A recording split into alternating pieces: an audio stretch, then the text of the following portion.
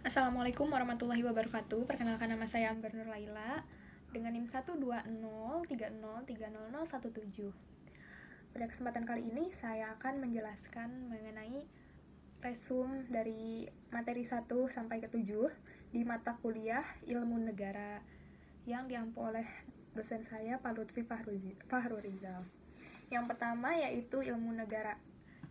Penjelasannya, ilmu negara ini pertama kali dikenalkan secara internasional oleh George Jelling dari Jerman pada tahun 1982 dan dikenalkan di Indonesia pertama kali oleh Universitas Gadjah Mada pada tahun 1946. Terdapat beberapa pendapat mengenai ilmu negara, salah satunya oleh Kelsen yang berpendapat bahwa ilmu negara ini aspeknya fokus pada hukum. Menurutnya, ilmu negara itu tidak perlu di dalamnya membahas asal mula negara, unsur negara, bagaimana terbentuknya. Jadi menurut Kelsen itu ilmu negara benar-benar fokus pada aspek hukumnya saja. Objek yang digunakan dalam ilmu negara ada 3, yaitu menurut pendapat Cronenberg, diantaranya adalah asal mula negara, hakikat negara, bentuk-bentuk negara, dan pemerintahannya. Selanjutnya yaitu negara secara etimologi dalam bahasa Inggris yaitu state, dalam bahasa Jerman dan Belanda yaitu Staat, dan dalam bahasa Prancis yaitu Etat. Dalam bahasa Indonesia sendiri, negara berasal dari bahasa Sanskerta yang merupakan bahasa tertua sebelum negara Indonesia terbentuk atau bisa disebut bahasa yang kuno dan digunakan oleh nenek moyang bangsa Indonesia. Pertama, menurut Meriam Budiarjo, negara merupakan daerah, pejabat, rakyat, hukum, dan kontrol terhadap kekuasaan. Terdapat lebih dari 6 komponen dalam negara ini. Lalu, menurut pendapat Aristoteles, negara yaitu desa, keluarga, dan tujuan baik, tujuan yang disepakati secara bersama. Menurut banyak pendapat, dalam sebuah negara terdapat 5 komponen utama. Komponen tersebut adalah: pertama, adanya organisasi; yang kedua, terdapat pemerintahan; ketiga, memiliki rakyat; keempat, terdapat wilayah; kelima, adanya pengakuan dari negara lain. Pengakuan tersebut terutama yaitu pengakuan kemerdekaan. Selanjutnya yaitu unsur-unsur negara. Convention of the Rights and Duties of States. Unsur dalam berdirinya suatu negara yang pertama adalah wilayah. Berdirinya suatu negara harus dengan wilayah yang berdaulat, yang mana wilayah tersebut tidak menjadi persengketaan dan permasalahan bagi negara lain, atau involves the exclusive right to display the activities of a state, atau kedaulatan wilayah. Lalu yang kedua ada penduduk. Sebuah negara harus memiliki warga negara atau penduduk. Penduduk menjadi dasar untuk menentukan wilayah tempat tinggalnya. Ketiga, ada pemerintahan. Sebuah negara harus memiliki pemerintahan yang mana ia menjadi kunci penyelenggaraan berjalannya negara itu sendiri. Terdapat lembaga-lembaga seperti lembaga eksekutif, lembaga politik, dan lembaga administratif. Selanjutnya ada pengakuan dari negara lain. Pengakuan dari negara lain itu terbagi menjadi 2. Yang pertama yaitu secara de facto dan yang kedua yaitu secara de jure. Secara de facto berdasarkan kenyataan, melihat kondisi lapangan dari satu fenomena yang diamati. De facto tetap terbagi menjadi 2. Yang pertama ada de facto tetap tanpa memperhatikan kondisi negara sekarang atau ke depannya. Yang kedua yaitu ada de facto sementara, yang mana pengakuan berdasarkan kondisi saat ini. Tetapi kondisi di kedepannya tidak diperlihatkan. Lalu pembahasan mengenai de jure. Nah, de jure ini memiliki fokus pada pengakuan hukum saja. Pengakuan kondisi oleh ketetapan hukum-hukum yang berlaku baik secara lokal maupun internasional. Aspek utamanya dalam de jure ini adalah legalitas hukum dan tidak memperdulikan kondisi lapangan. Yang terakhir adalah hubungan internasional. Dalam hubungan internasional ini ada hubungan deklaratif dan diplomatif.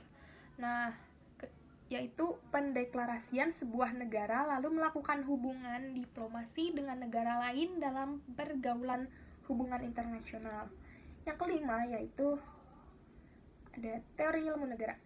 Yang teori ilmu negara ini sebenarnya banyak, tapi di sini dibahas hanya 4 saja terlebih dahulu. Yang pertama adalah teori negara formal.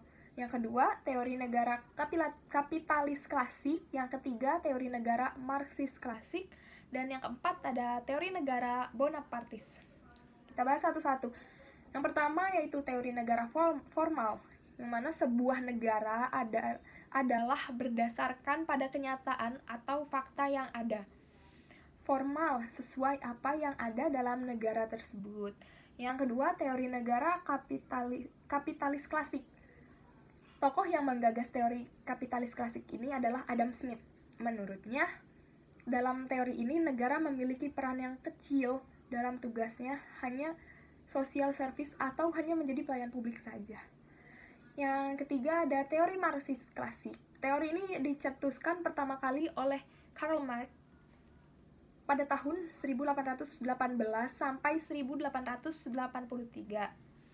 Menurut pandangannya, sebuah negara itu hadir karena sebagai alat kepentingan kaum bourgeois atau kaum bermodal yang tujuannya hanya untuk menindas kaum yang lemah atau kaum proletar.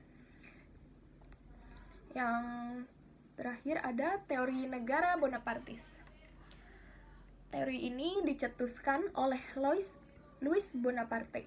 Pendapatnya mengenai negara tidak jauh berbeda dengan Karl Marx, yaitu negara sebagai satu alat untuk mewujudkan kapitalisme, yang mana dalam adanya negara ini akan terjadi pertentangan antara kaum bawah dengan kaum atas atau kaum-kaum pemodal. Lalu di bagian 2 ada teori negara. Selanjutnya ini teori negaranya berbeda dengan yang tadi. Ini ada pluralis, korporatis, strukturalis, dan organis. Kita bahas satu-satu. Yang pertama, teori pluralis.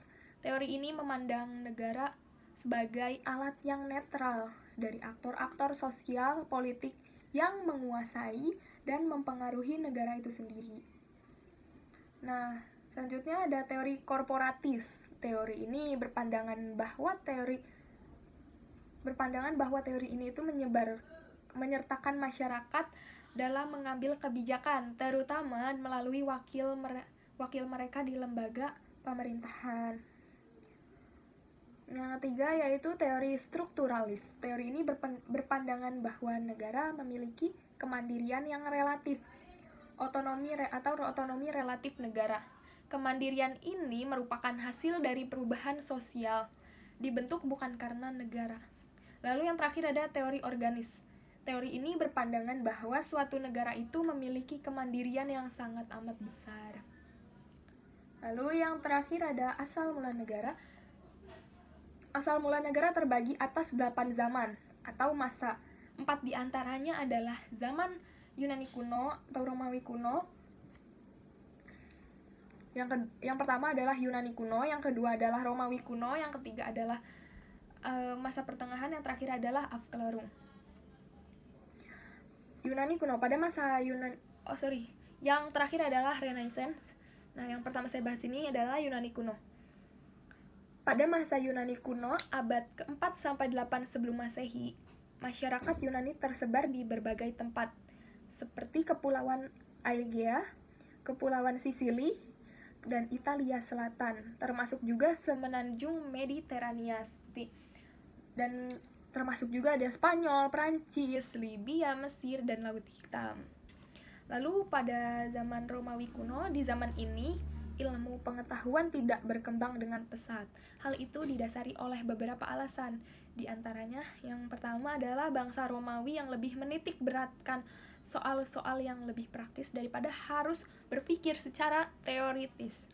Yang kedua, keadaan kerajaan Romawi terpecah karena peperangan. Asal mula negara itu sendiri berasal dari keluarga besar yang bergabung menjadi sebuah keluarga yang lebih besar lagi dengan cara divide et impera. Tujuan dari negara itu sendiri untuk menciptakan suatu negara yang lebih besar, yaitu negara di seluruh dunia. Lanjut, di abad pertengahan, runtuhnya peradaban Romawi menimbulkan perubahan ketatanegaraan karena kekuasaan yang dipegang dan mayoritas dipegang oleh agama Kristen yang semakin berkembang hingga banyak kaisar menganut agama Kristen dan muncul organisasi-organisasi gereja.